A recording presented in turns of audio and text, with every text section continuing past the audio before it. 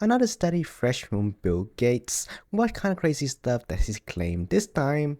So this is a prospective cohort study, so good or reliable questionnaire studies. You can always trust one of those. So essentially, they did two questionnaire studies, one around 2006 to 2010, and another one in 2022.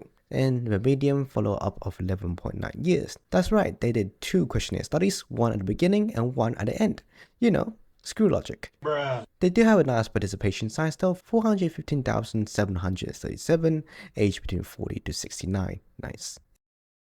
If you look at this chart here, all the participants start off with no conditions, at least cardiovascular or cancer conditions. They are all excluded at the beginning, so all the people left here are all the people with none of these conditions. So that's pretty neat. Let's have a look at the results. So according to these results, you have 15% additional risk of getting irregular heartbeats if you take fish oil compared to the controlled. However though, it does seem like you do prevent yourself from dying, so that's good. And slightly for all major adverse cardiovascular events. Making sense?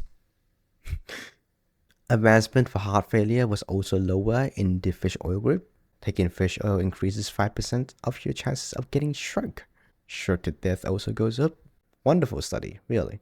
So in conclusion, regular use of fish oil supplements might be a large risk for arterial fibrillation and stroke among the general population. So all this just makes perfect sense if you remove all sense of logic out of it.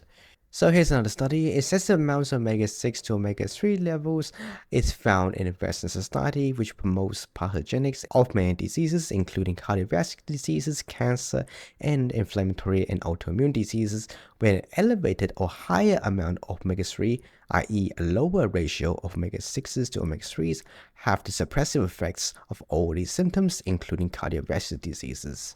If we look at traditional hunter-gatherers, for example, also modern-day hunter-gatherers, they have a diet of a 1-to-1 ratio of omega-6 to omega-3s, whereas the Western diet has a ratio of around 15 to 16.7/1. And we know that traditional hunter-gatherers has very low cardiovascular diseases, and it was rare even among the older individuals of the tribe.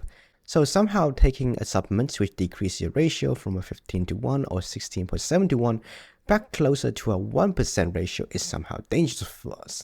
If you just type in a general search for omega-3 benefits, it says lower blood pressure, reduces triglycerides in blood, helps with inflammation, arthritis diseases, supports the brain and eye functions, it may prevent measured damage, all these good benefits. And here is Bill Gates claiming that fish oil causes heart attacks. Ugh, I sometimes question this society.